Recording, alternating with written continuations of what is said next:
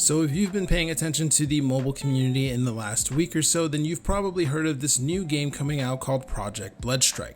For those that haven't heard of it, Project Bloodstrike is an upcoming battle royale game made by NetEase. This game is obviously taking inspiration from certain games like Warzone or Apex Legends Mobile. It's very clearly inspired by these games with things like the movement, with the shooting, with the tactical sprint, and even the slightly futuristic vibe that it has. Now this game is so reminiscent of Warzone Mobile that a lot of popular content creators here on YouTube are actually calling it Warzone Mobile Lite.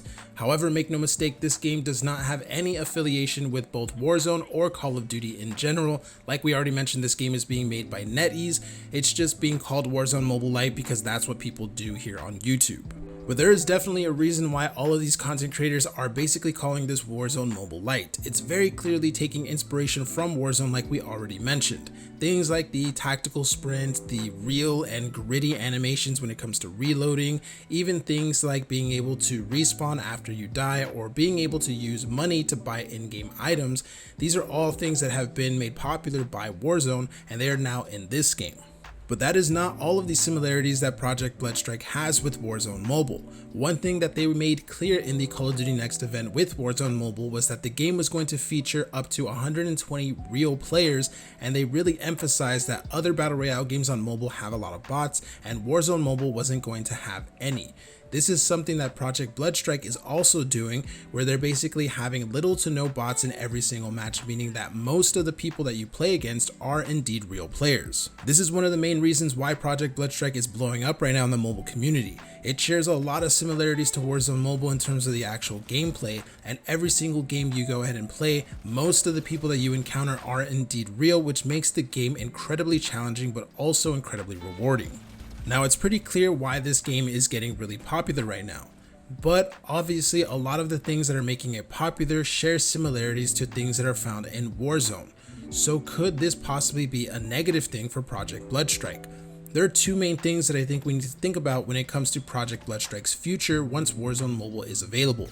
One, will people want to even play Project Bloodstrike once Warzone Mobile is officially released? And two, could they possibly be in any kind of legal trouble for copying some of the things that have been featured in Warzone? So first things first, will Activision or Call of Duty take action against Project Bloodstrike? Personally, I don't see it really happening, and even if it did happen, I think that NetEase has the resources and the money to be able to go ahead and quickly change anything that can go ahead and get them in trouble, and I don't see the game going away anytime soon.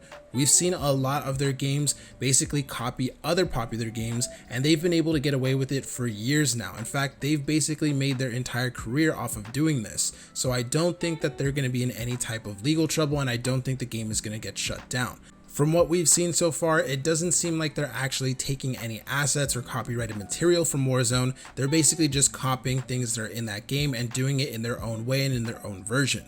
You can't really copyright specific things in games such as loadout drops or reviving or anything like that. So when it comes to them copying all this stuff from Warzone, I think they're going to be totally fine.